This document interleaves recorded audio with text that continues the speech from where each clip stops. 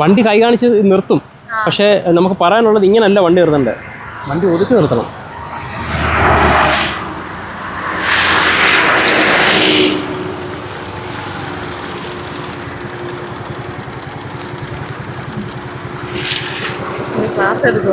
ഇതേ 2 വീലർ തന്നെയാണ്.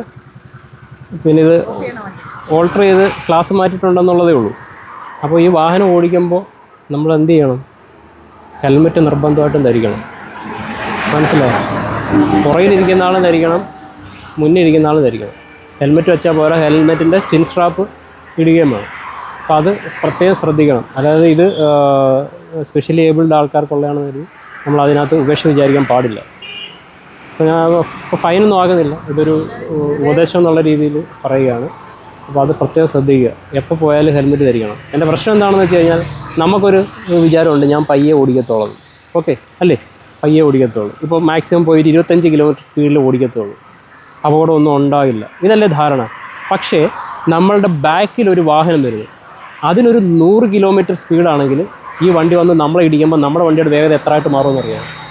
125 കിലോമീറ്ററായിട്ട് മാറും. അതുകൊണ്ട് ഡേഞ്ചറാണ്. നമ്മളെ വന്ന് ഇടിച്ചു കഴിഞ്ഞാൽ നമ്മൾ എന്തായാലും ഇതിൽ നിന്ന് തെറിച്ചു പോകും. ആദ്യം തന്നെ ചെയ്യുന്നത് തലയായിരിക്കും ഇടിക്കുന്നത്. അപ്പോൾ നമ്മുടെ തല സംരക്ഷിക്കാനുള്ള ഏറ്റവും നല്ല ഉപാധി എന്ന് പറയുന്നത് ഹെൽമെറ്റ് വെക്കുക എന്നുള്ളതാണ്. അപ്പോൾ അത് ഇനി മുതൽ അങ്ങനെ ഉപേക്ഷ വിചാരിക്കരുത്. മനസ്സിലായോ? എപ്പോഴും ഹെൽമെറ്റ് ധരിക്കണം. ബാക്കിൽ ആരെങ്കിലും ഉണ്ട് അവർക്ക് ഒരു ഹെൽമെറ്റ് ഉണ്ടാവണം. ഓക്കെ.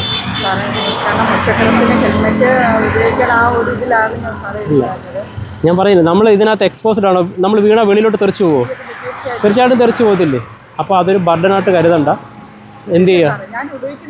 അപ്പോൾ ഇനിയും അത് തന്നെ ശീലമായിരിക്കും. ഇനിയും അങ്ങനെ തന്നെ ഉപയോഗിച്ചോളൂ. ഇതൊരു മോട്ടോർ വാഹന വകുപ്പിൻ്റെ റോഡ് സുരക്ഷ റോഡ് സുരക്ഷ മാസ ആചരണമാണ്.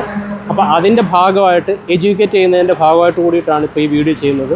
അപ്പോൾ 2 വീലർ ഉപയോഗിക്കുന്ന എല്ലാ ആൾക്കാരും അവർക്ക് അപകടം പറ്റാനുള്ള സാധ്യത വളരെ കൂടുതലാണ്. നമ്മളുടെ വേഗത ഒരു 50 കിലോമീറ്ററിലൊക്കെ ആണെങ്കിൽ ഹെൽമെറ്റ് വെച്ചാൽ അപകടം പറ്റിയാലും രക്ഷപ്പെടാനുള്ള സാധ്യത കൂടുതലാണ്. 50 കിലോമീറ്ററിന് മുകളിലേക്ക് പോവുകയാണെങ്കിൽ ഹെൽമെറ്റ് വെച്ചാൽ നമുക്ക് അപകടങ്ങൾ പറ്റും. പക്ഷേ 50 കിലോമീറ്റർ താഴെയുള്ള വേഗതയിൽ രക്ഷപ്പെടുത്തുന്നതിനേക്കാളും എത്രത്തോളം സക്സസ് ആവുമെന്ന് അറിഞ്ഞുകൂടാ. അതുകൊണ്ട് തന്നെ വാഹനത്തിൻ്റെ വേഗത ഒരു ഇമ്പോർട്ടൻ്റ് ഘടകമാണ് ഹെൽമെറ്റ് വെച്ച് കഴിഞ്ഞാൽ. ഹെൽമെറ്റ് വെക്കണം.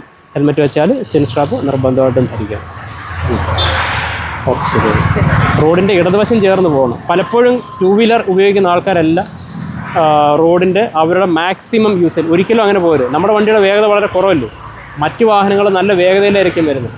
അപ്പോൾ അവർക്ക് കടന്നു പോകാൻ സ്ഥലം കൊടുത്തുകൊണ്ട് പരമാവധി ഇപ്പോൾ ഇതാണ് ഇതിൻ്റെ എഡ്ജിലായി.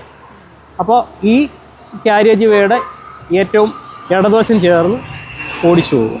ഇപ്പുറത്തൂടെ ഉള്ളത് കാൽനട യാത്രക്കാർക്കാണ് സ്ഥലമുണ്ട്. ഓക്കെ, ഇവിടെ കാൽനട യാത്രക്കാർ ഈ ഭാഗത്തൂടെ നടന്നു.